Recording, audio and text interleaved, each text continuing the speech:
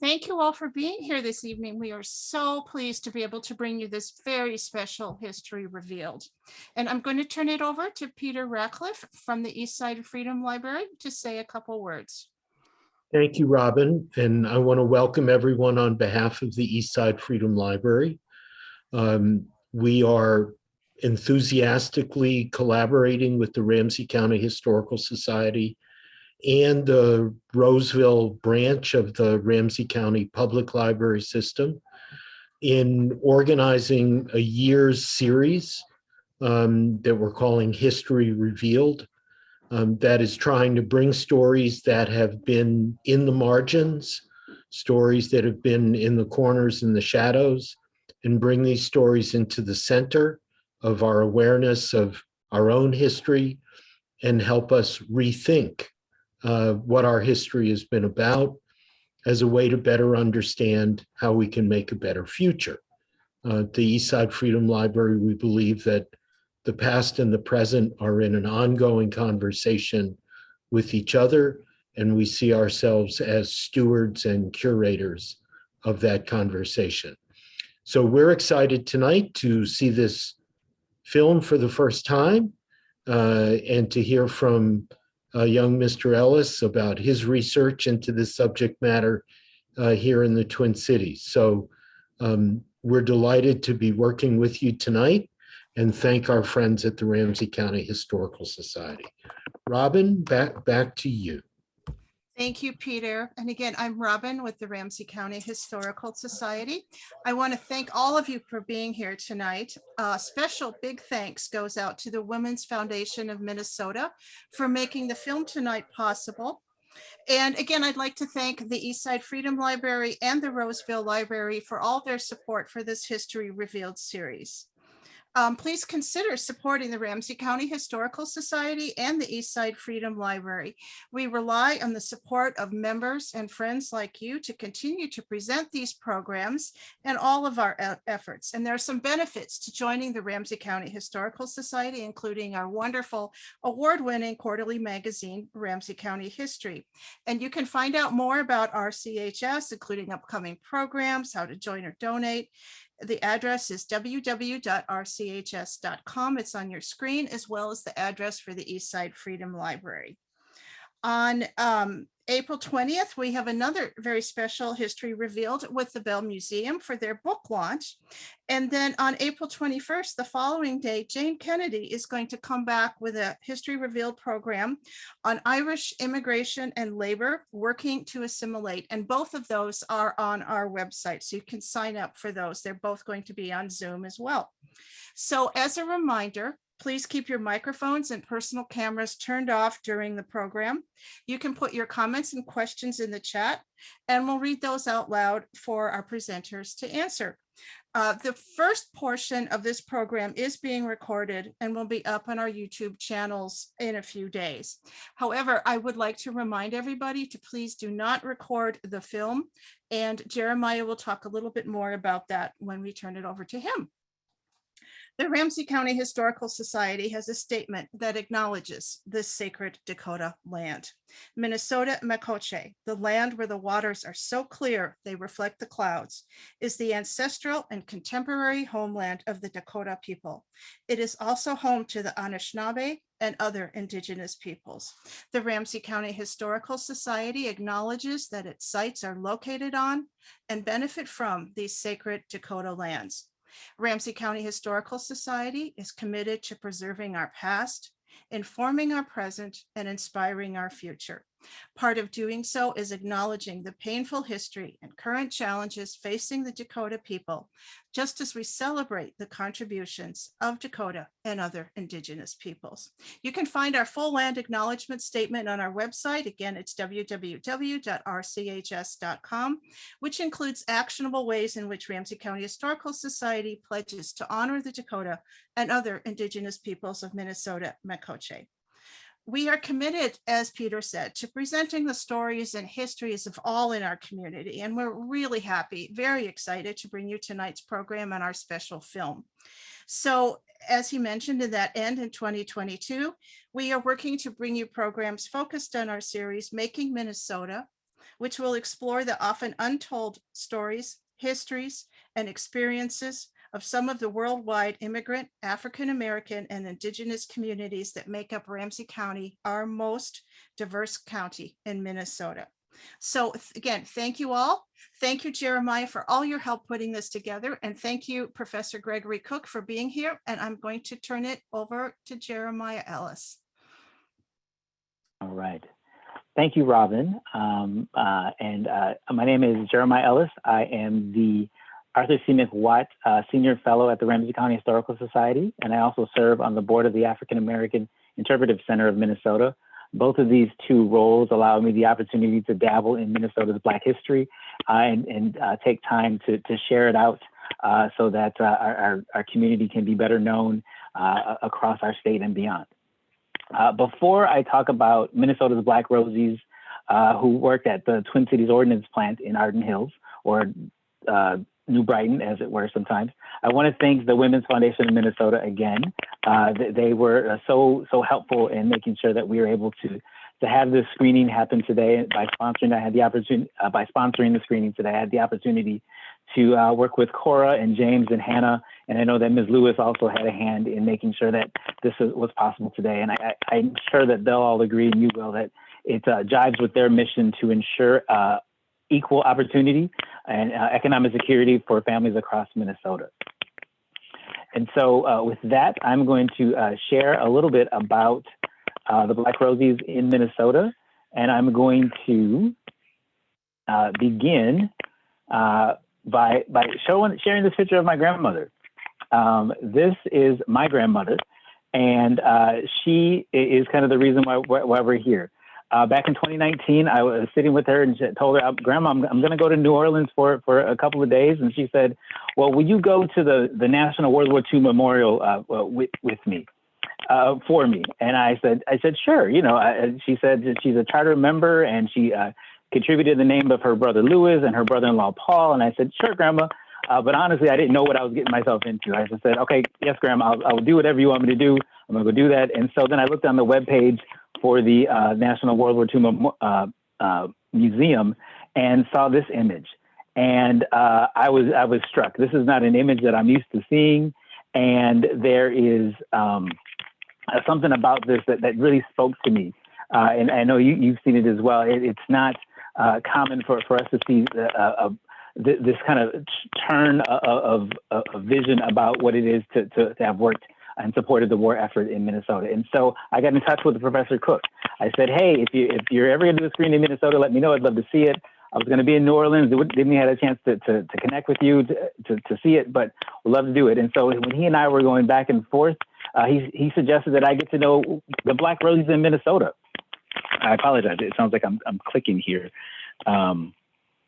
Maybe let's see if this works. So that's what I did. I started to understand a little bit more, thank you, about the Black women who worked at the Twin Cities Ordnance Plant here in Minnesota.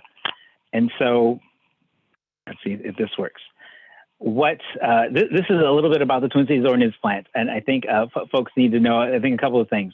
It was a government-owned, contractor operated plant that created 35 caliber, 30 caliber, 50 caliber, and 45 caliber ammunition for the Army and the Navy. I think there are two notable things about the TCAAP, as it said.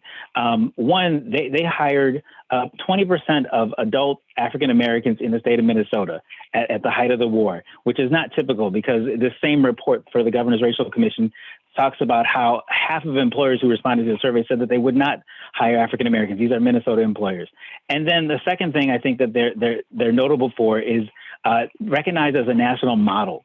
The Pittsburgh Courier had a headline about the plant in Minnesota saying that there was no discrimination used in selecting factory workers.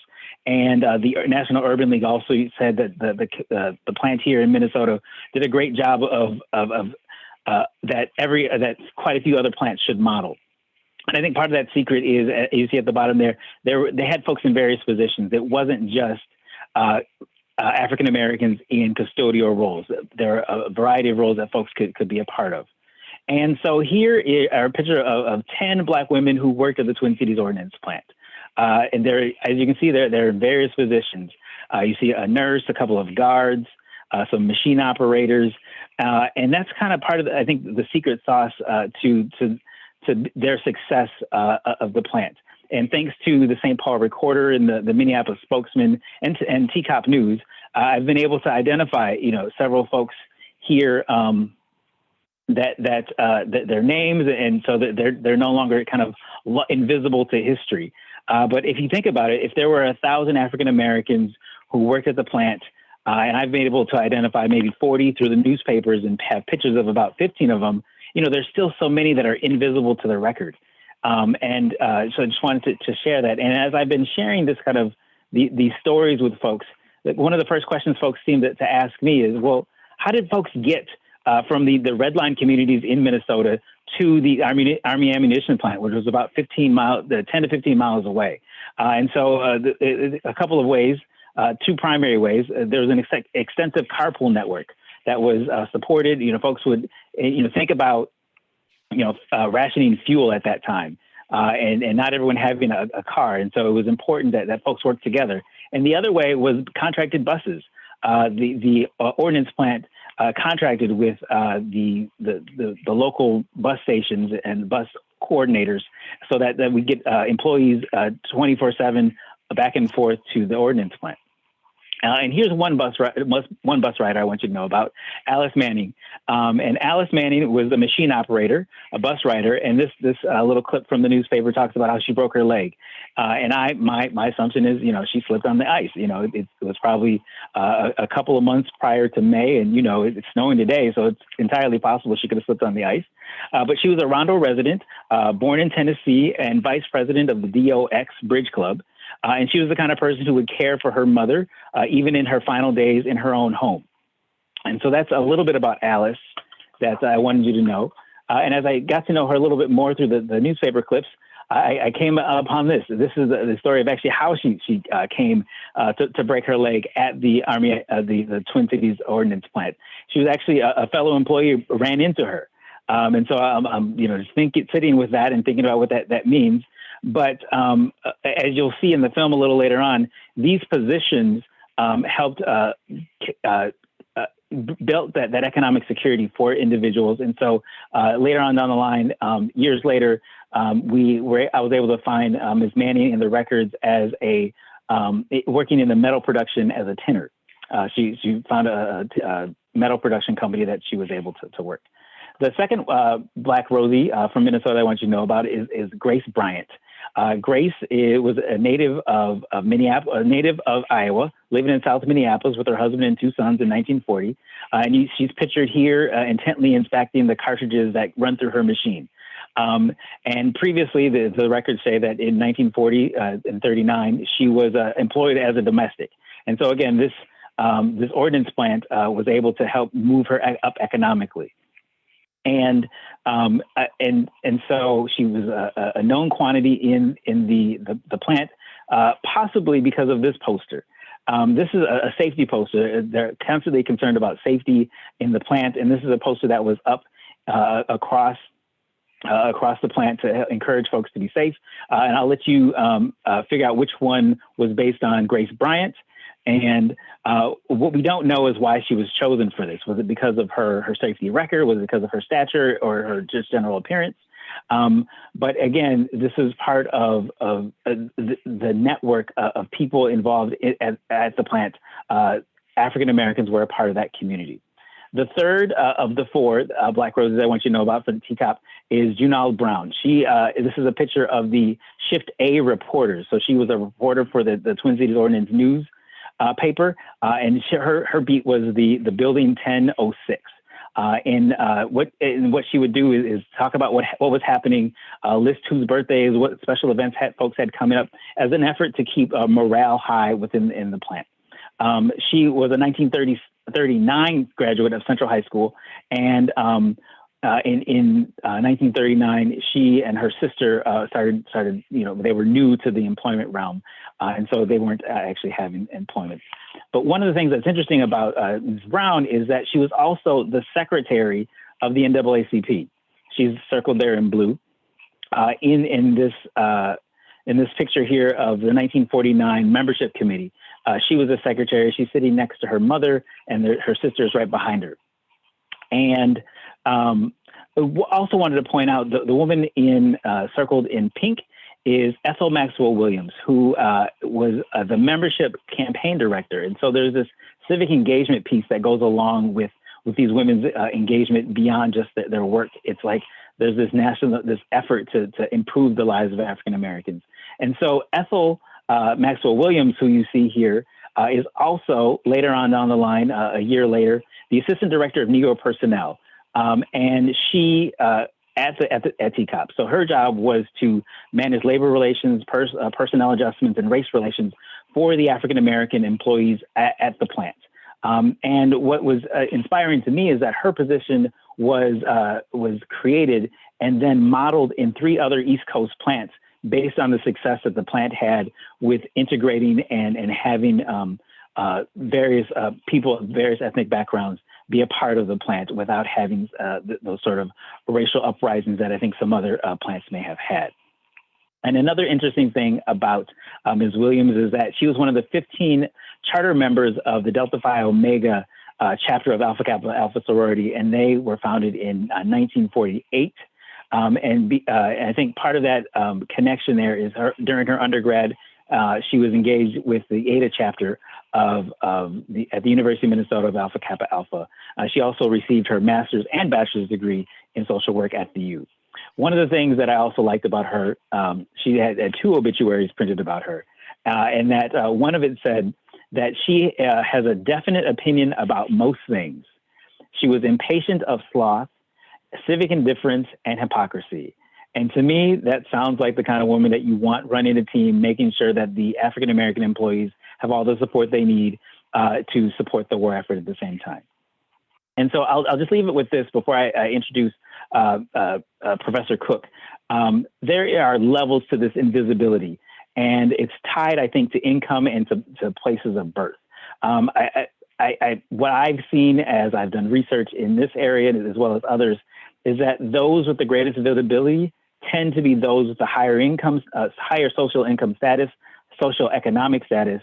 And that is why I think Professor Cooke's work is so important, because he's helping to bring those stories that may have been hidden to the forefront.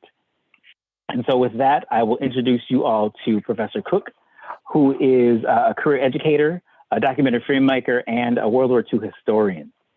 He's the founder and president of the Basil and Becky Education Foundation and the recipient of the Congressional Black Caucus's Veterans Brain Trust Award in 2019. He's also the producer of Chocolate Soldiers from the USA, which is another documentary which received the first ever Congressional Black Caucus Brain Trust Award in 2014. And currently, Gregory speaks about and screens Invisible Warriors at universities and cultural institutions here and abroad. And he also mentors his former students and teaches them in the ways of the force. Professor Cooke, it's up to you now. Hello. Hello and good evening, and thank you for having me here. I'm having a ball. First and foremost, I'd like to thank the divine forces of the universe for allowing all of us to safely gather this evening. I'd also like to thank Gloria Perez of the Women's Foundation of Minnesota, Mr. Chad Roberts of the Ramsey County Historical Society. I'd like to also thank the Eastside Freedom Library, and definitely want to thank Jeremiah Ellis. Jeremiah and I have been kind of dancing with this for, I think, maybe about 2 years when we first had conversations about it. And so it's finally happening tonight. And Jeremiah has been my direct contact. It's really, gotten a lot of this stuff going. So, I want to say thank you to everyone, our hosts. And I also want to give a shout out. I saw there's a couple of people. There's at least one daughter of a Rosie who's in the documentary. And there's also the granddaughter of another Rosie who's in the documentary. So I just want to give a shout out to them. And if there's anyone I missed, forgive me. So what I'd like to say is I am the proud son of a Rosie. This is my mother. This is Ethel Rebecca Becky Jones Cooke.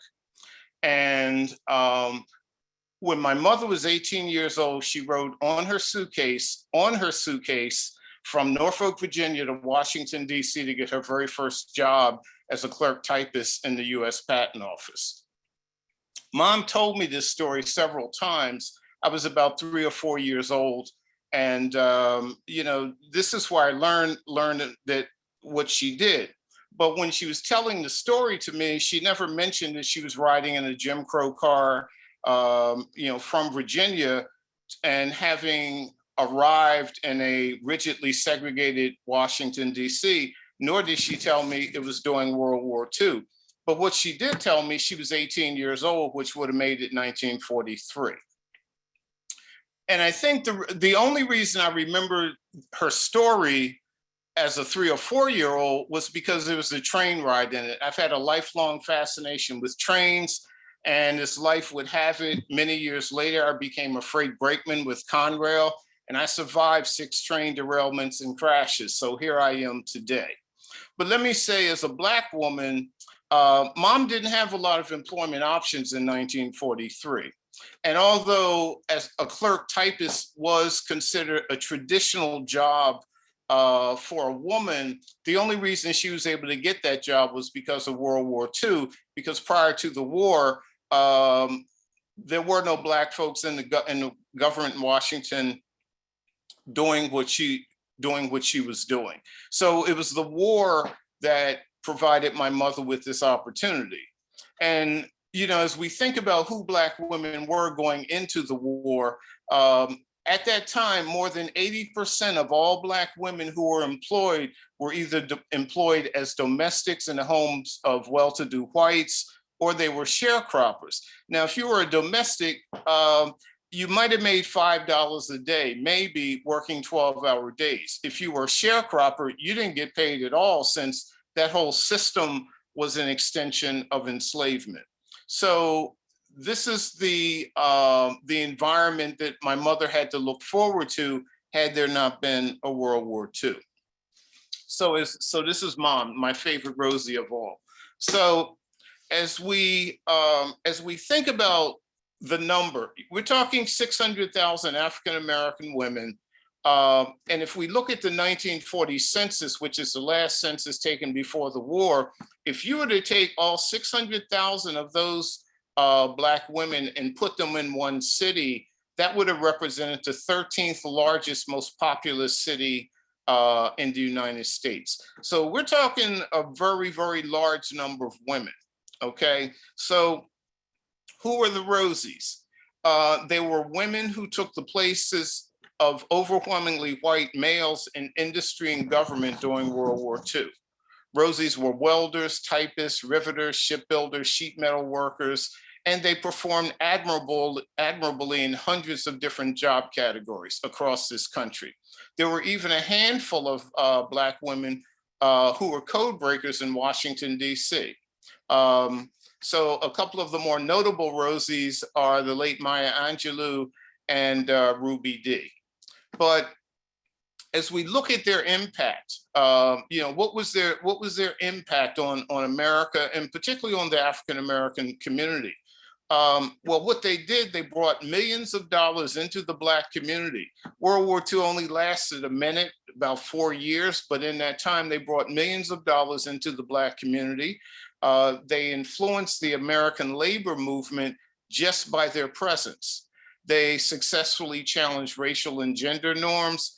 They acquired life and professional skills that would serve them throughout the rest of their lives. They also dispelled myths about what Black women could not do. And finally, after the war, they helped expand and solidify the Black middle class. And of course, it's the same generation of Black women who spearheaded and backboned the civil rights movement. But again, because they were women, they were in the background for the most part. But you know, I believe arguably that these 600,000 Black women are the most significant group of Black women of the 20th century. And they are our greatest generation. And I want to repeat that. These 600,000 Black women are arguably the most significant group of Black women of the 20th century. They are our greatest generation. To put it another way, these are some bad women, okay? The kind of things they did and the challenges they overcame. So that's about all I have to say right now. So again, I want to thank everybody for coming out this evening, and I hope you enjoy Invisible Warriors, African-American Women in World War II. And I'll see you on the back end during the Q&A. Thank you. Thank you, Professor Cooke. I am going to read a statement here, just put it in the chat, just so everyone knows that